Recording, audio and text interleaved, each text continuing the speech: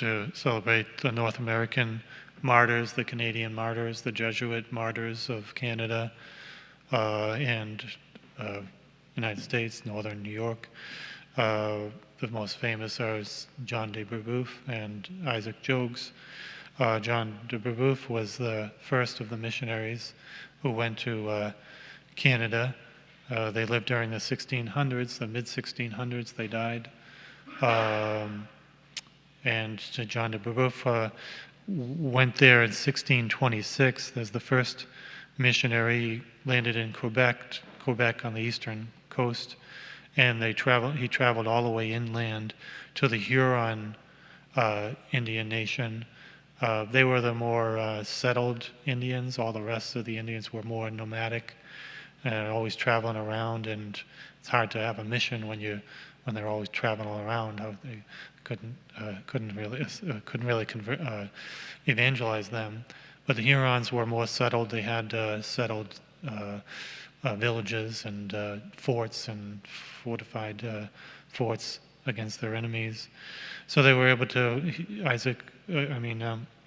John de Brebeuf was able to travel inland. He had to travel a whole month to get to Ontario, which is west of Quebec and north of the Great Lakes there, especially the Lake Huron. And as part of Lake Huron is Georgia Bay. Georgia Bay is connected with the southern part of Ontario. That's where they had their mission area there. And so John de Brebeuf traveled that distance. He was a tall man, strong, big, and the Hurons liked him because he could carry his load. They call him Etchon, which means the man who carries a big load. So he befriended them. He was a friendly guy and had many talents. So they actually loved him eventually.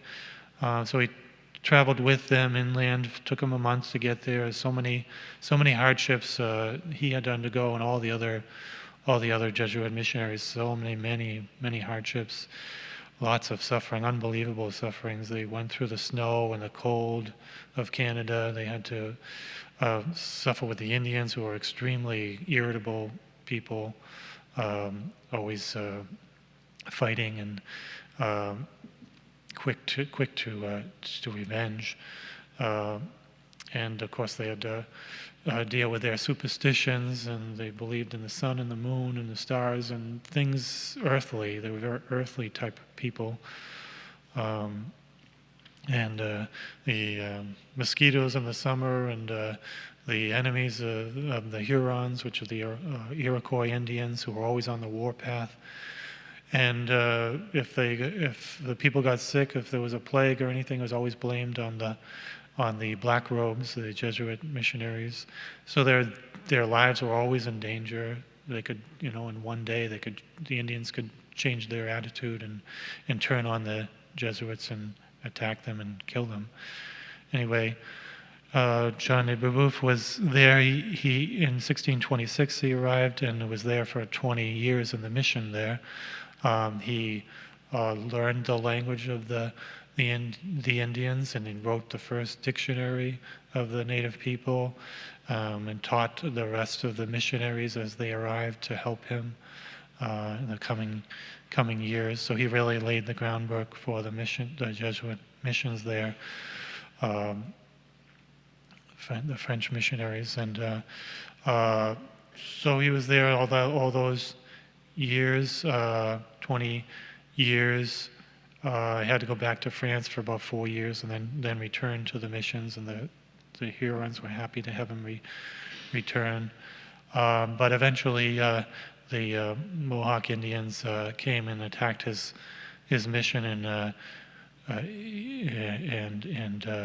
attacked him. They captured him. And another missionary, and of course they went through their ritual tortures. They stoned him. They beat him with clubs and tied him to a post, and they burned his feet and eventually burned his body.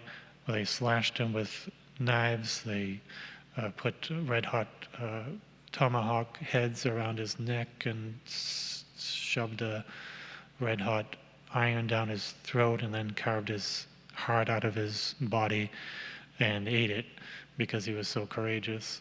And during his tortures, he would only say, "Lord, have mercy on me." And he was encouraging the other prisoners as well. So he was very courageous missionary, and for that reason they ate his heart to try to get some of his courage. The other famous martyr was Isaac Jogues, who came to the same mission with John de Brebeuf 10 years later. Spent 3 years there. Since the mission was well established, he wanted more difficult hardships to suffer for the conversion of these natives, and prayed for that, and God answered his prayers. And on a journey he was making, the Mohawks captured him, tortured him, chewed many of his fingers off, tortured him in many ways, and made him a slave for 13 months. And he was a happy slave to suffer with them, and for the faith to be instilled in them and the Mohawk Indians. He wanted, and while he was there, the many Huron Indians would be captured and tortured and killed, and he would minister to them before they died and baptized many of them. So he found his life as a slave to be meaningful in that way. But he eventually escaped because it was a point where he wasn't doing much good, and so he escaped and went back to France for a year, was treated as a hero there, was brought before the Queen, who honored him in so many ways that mortified him. He hated honors. He asked permission from the Pope to be able to celebrate Mass with mutilated hands, which was against the Church's law at that time. And he got permission for that, and went back to the missions after 1 year, said goodbye to his mother, went back. She knew he was going to die a martyr. He went back anyway, and the French nation made him an ambassador to the Mohawks to try to establish peace with them, and he was successful in having them sign the peace treaties. And after that, he went back to his mission and asked permission to go to the Mohawks as a missionary. And the superior reluctantly gave him permission. He went, and then of course the Mohawks were reneged on their peace treaties and were on the warpath again. And he knew that, but he still decided to go to them. And he was eventually captured by them, tortured again, and got a Mohawk to the head, and died with his companion. He died in 1646. Isaac Jogues, 1646. He was the first one to die, along with his fellow missionary John de Lalande.